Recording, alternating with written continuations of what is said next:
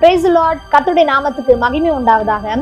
தேவன் மோசேயின் இடத்துல ஆரோனும் அவனுடைய குமாரர்களும் இஸ்ரவேல் ஜனங்களை ஆசீர்வதிக்குமாறு சொன்ன வார்த்தை தாங்க.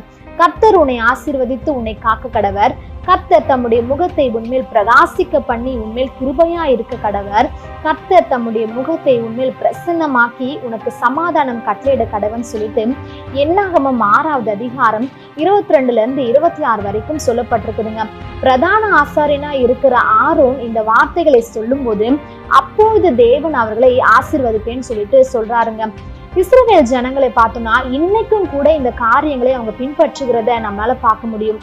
எபிரேயர் 8:2 கர்த்தரால் ஸ்தாபிக்கப்பட்ட மெய்யான கூடாரத்தில் ஆசாரிய ஊழியம் செய்து வருகிறவரும் ஆகிய பிரதான ஆசாரியன் நமக்கு உண்டுன்னு சொல்லி ஆண்டவராகிய இயேசு கிறிஸ்து பிரதான ஆசாரியராக நமக்கு இருக்கிறாருன்னு சொல்லிட்டு சொல்லப்பட்டிருக்குதுங்க. தேவனுடைய சமூகத்துல நம்முடைய பிரதான ஆசாரியனா இருக்கிற இயேசு கிறிஸ்துவானவர் அவருடைய கரங்களை நீட்டி நம்மை ஆசீர்வதிக்கிறாங்க. நம்ம எல்லாருமே அந்த ஆசீர்வாதமான வார்த்தைகளை ஆமேன் என்று சொல்லி அதை சுதந்திரிக்கிறவர்களா இருக்கணுங்க.